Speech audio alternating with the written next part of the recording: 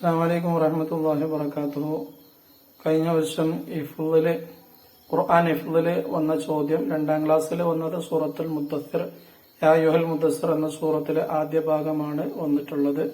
മുസാഫിൽ നോക്കി ഓതും, ശൈലി ഉച്ചാരണ ശുദ്ധിയൊക്കെ ശ്രദ്ധിക്കണം. അതുപോലെ ഹിഫ്ളില് ഖുറൈശ് സൂറത്തിലെ ഈലാഫി ഖുറൈശ് എന്നുള്ള സൂറത്ത് മുഴുവനും വജ്ജഹത്തു ഇന്ന സ്വലാത്തി വജ്ജഹത്തു വജഹുള്ളത് ഇന്ന സ്വലാത്തി മുതൽ അവസാനം വരെ, വജ്ജഹത്തു ഇന്ന സ്വലാത്തി നുസുക്കി എന്നുള്ളത് മുതൽ അവസാനം വരെ ഓദിപ്പിച്ചിട്ടുണ്ട്. 30-20 മാർക്കുകളാണ് അതിന് ലഭിക്കുക.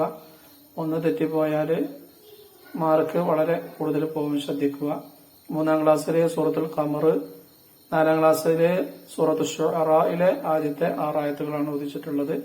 അക്ഷരം എല്ലാത്തിലും അക്ഷരശുദ്ധി, നിയമങ്ങൾ, ശൈലിയൊക്കെ പാലിച്ചുകൊണ്ട് ഓതണം. അത് പ്രത്യേകം എല്ലാവരും ശ്രദ്ധിക്കണം.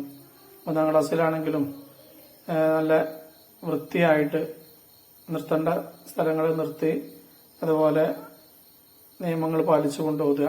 4ാം ക്ലാസ്സിൽ ഹിഫ്ള് വന്നിട്ടുള്ളത് സൂറത്തുൽ ബലദ്, സൂറത്തിലെ ആദ്യത്തെ 10 ആയത്തുകളാണ് ഓദിച്ചിട്ടുള്ളത്. അതുപോലെ മയ്യത്ത് നിസ്കാരത്തിൽ 3ാം തക്ബീറിന് ശേഷമുള്ള ദുആ, അല്ലാഹുമ്മ ഗ്ഫിർ വർഹംഹു വഅഫ്വൻഹു വഅഫിഹി വഅക്രിം സുലഹു എന്നുള്ള ദുആ നമ്മൾ പഠിച്ചിട്ടുണ്ട് 4ാം ക്ലാസ്സിൽ.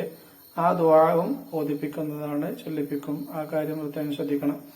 പ്രത്യേകിച്ച് നമ്മൾ പഠിച്ച ദിക്ർ ദുആകളൊക്കെ ഓർമ്മയിലുണ്ടായിരിക്കുന്നത് നല്ലതാണ്. ഈ വർഷം ഇതാണെങ്കിൽ കഴിഞ്ഞ വർഷം ഇതുമായിരുന്നു, അപ്പോൾ ഈ വർഷം എന്താണെന്ന് അറിയില്ല, അപ്പോൾ ശ്രദ്ധിക്കണം.